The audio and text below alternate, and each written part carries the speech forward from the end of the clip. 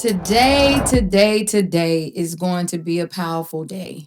Just going to conversate just a little bit. I want to talk about the value of our time, right? And so if you haven't already, go ahead and download Power to Prosper as the broadcast. You want to have it in your favorites.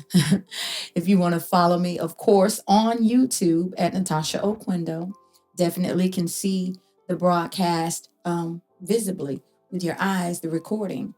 Some of us are visual and some of us are hearers, right?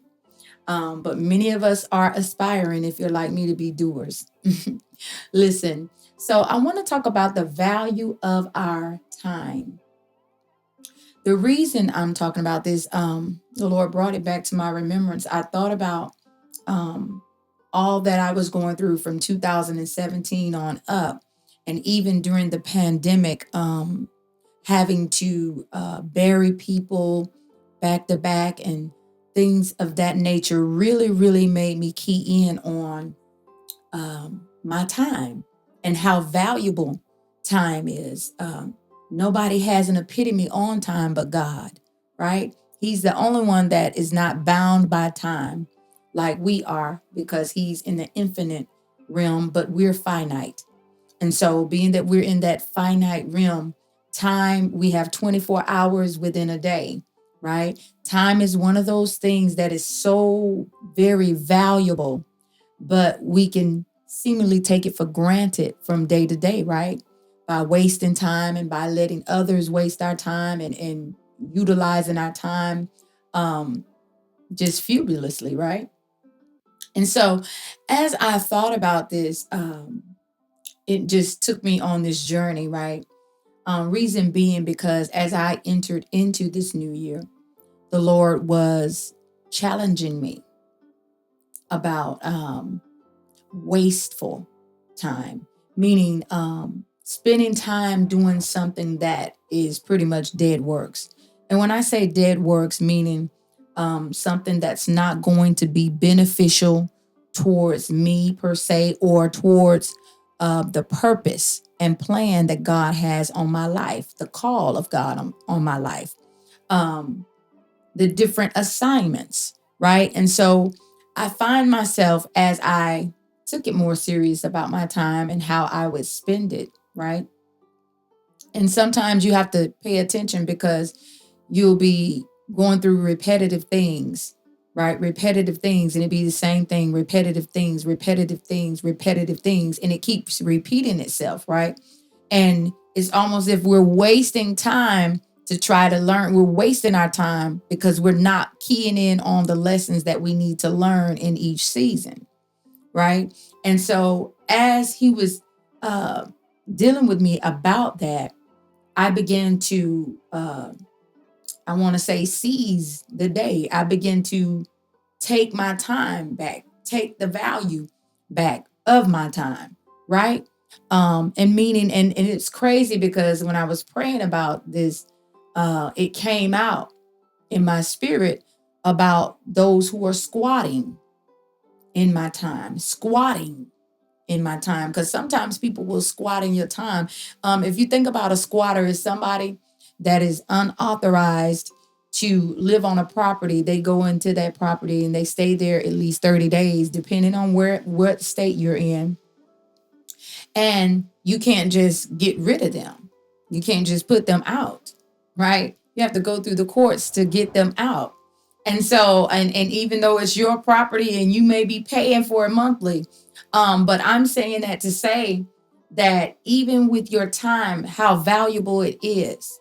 And it made me think about different people that have left this world and did not get to tap into the purpose or the process or plan that God really had for them, the original plan that God had for their lives.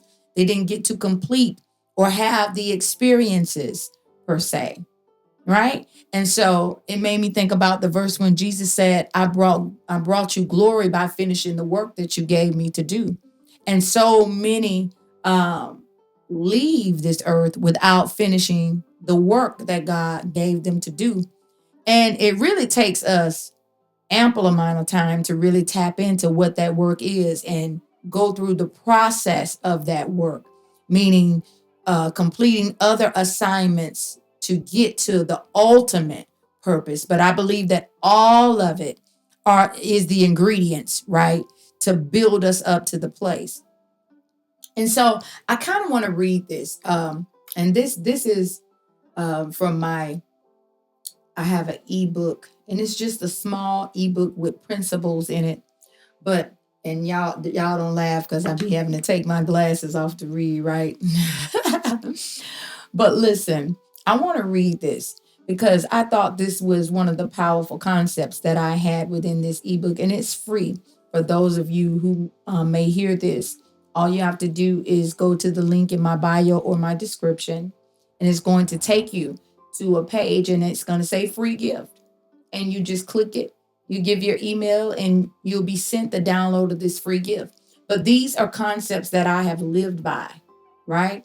And so this one is called Discern the Times.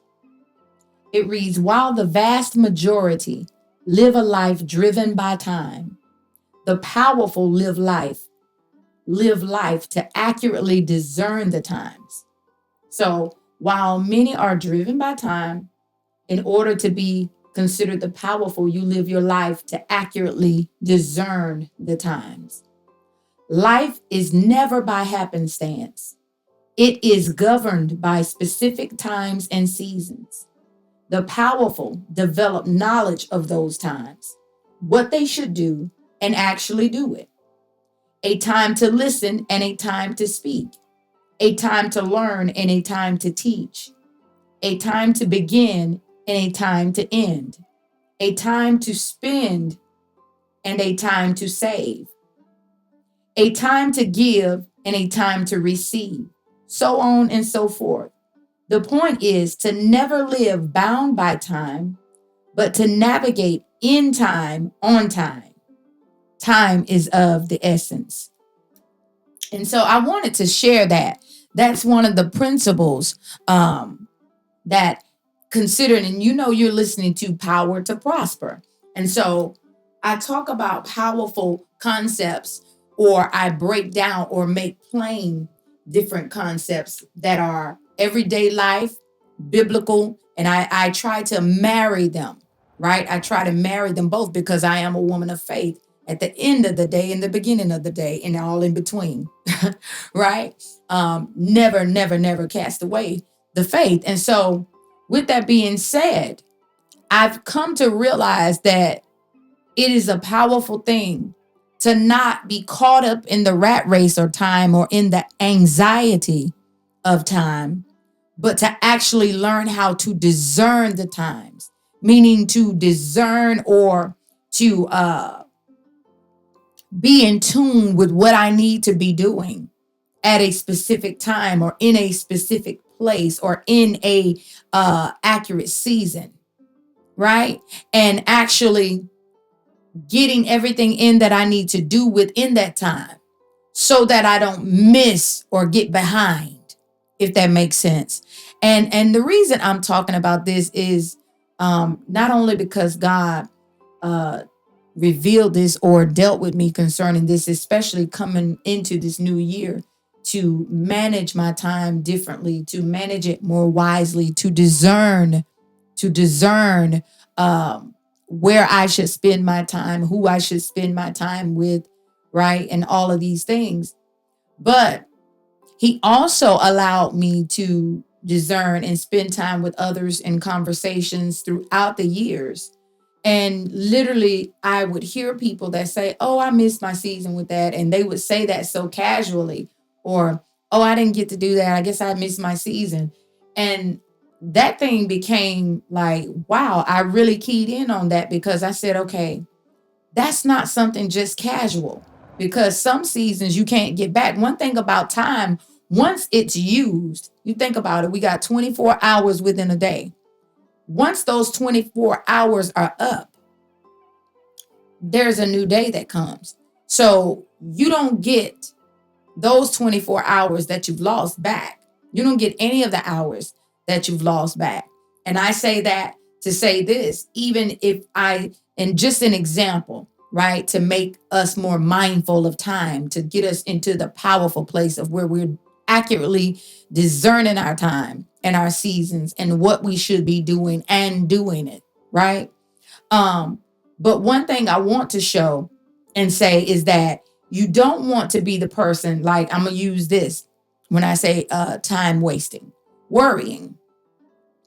Worrying is a powerful way to waste time, right? Right. And so that's one thing. Look at the different things, kind of map out your life, kind of look at your day.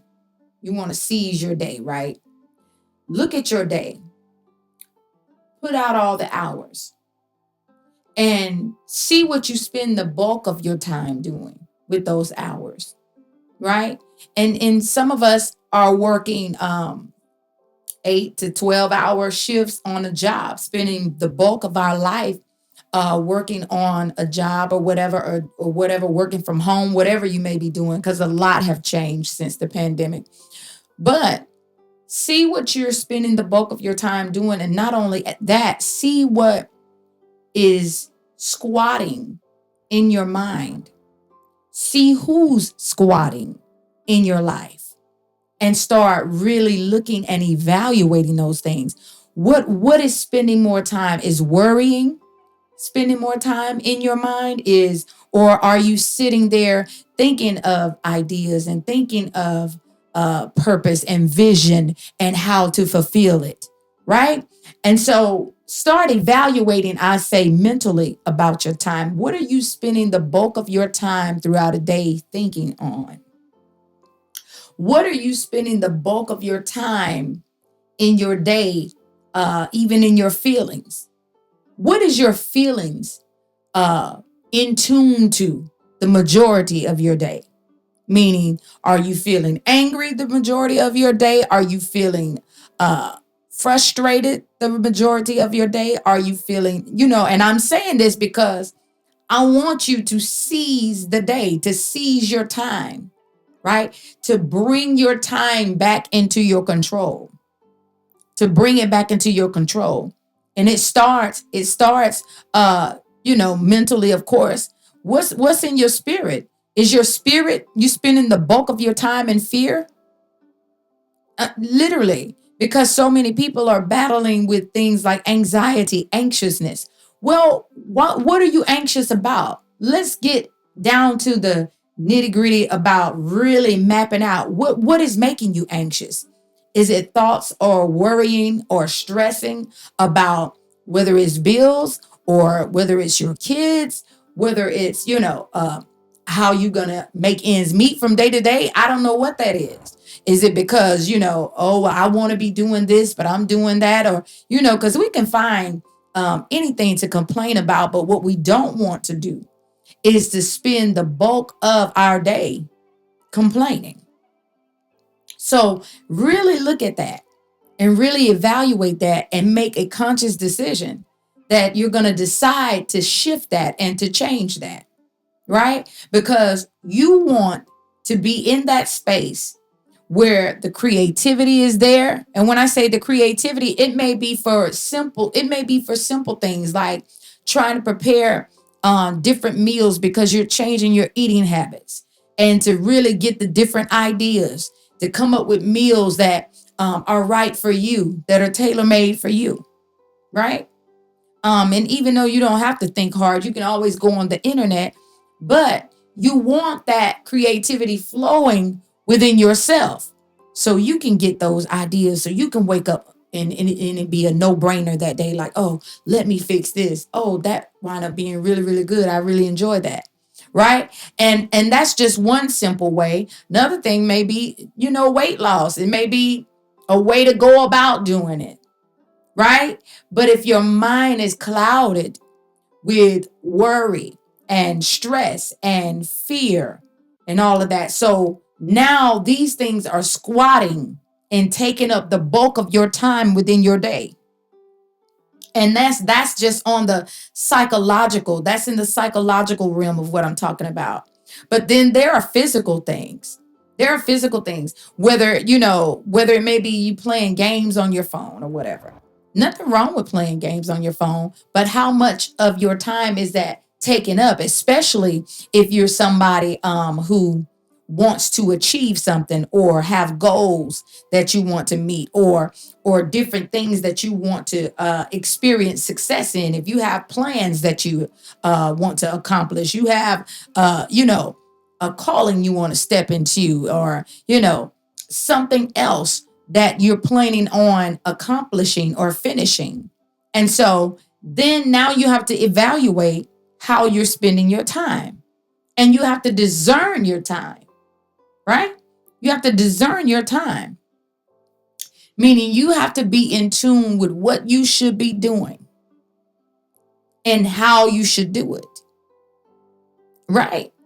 And so I was sharing that because that was something that was really on in my spirit. And I'm almost certain that it's going to speak prophetically to somebody else's spirit to go ahead and seize your time, because time is of the essence. And when I say that, we don't know the exact date of when we will be no more on the earth. We don't know the date. Each of us have a due date, right? We have a due date. We don't know when that is. And maybe you're like me, but I'm determined to get everything out of me that God put in me. And so definitely wanting to say that time is of the essence. And I want to give you an example. I want to give you an example of how I had to learn this, because there were consecutive things that took place throughout the years. Me going through certain things, experiencing certain things, and also hearing from other people and seeing them experience certain things. But the assignment for my book, and you can see it back there, Invitation to Queendom and 7 Keys to Unlock Your God-Given Superpower. Now, God ushered me into working on the book, and I got to a certain part in the book and I drew back from the book. And I, to this day, God, dealt with me about it. He said, you drew back from that assignment, from that book. And it maybe was some weeks or so, maybe even a month or so, right? That I drew back from that. But I, to this day, have this feeling like, okay, when I drew back, and the reason I drew back, it wasn't because I got stuck or writer's block. It was because I didn't want to tackle this specific topic. And it had nothing to do with me. It had everything to do with me trying to look out for somebody else, or thinking or worrying. There, that word is, worrying about somebody else, right? And so with that being said, God just began to deal with me about that. And I was totally convicted about my time. I'm like, okay, because I could have messed up having this done at a specific time, because times and seasons are important, right? Especially in the Lord. Times and seasons are important, especially to us as human beings. And so I could have been behind schedule in getting that message out, and for specific groups of women or whoever to get that message, right?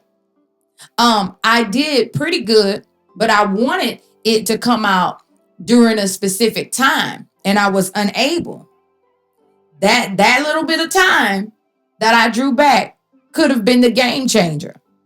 And so that could have held up other things that I needed to be doing after that, if that makes sense. So it's almost like this domino effect. When you start mismanaging or mishandling or lingering around idly with your time, then there's like this domino effect of things that occur or does not occur when they should occur, if that makes sense, right? And even in the book of Daniel, he talked about how the enemy wanted to frustrate the times and seasons for the saints. He wanted to frustrate those times. So the enemy is always trying to delay us or hinder us or frustrate the time of the Lord for us. And so we have to be mindful of that. We have to be discernful of that. right? And so I've already established that this time, this go around, this year, this month, this season, this time, dispensation of time, however we want to word it, I've already decided that I'm going to manage it better. I'm going to pay attention to what my mind is focusing on. And if it's something that's to bring anxiety or fear, or if I'm viewing, because most times we're viewing something from the wrong lens.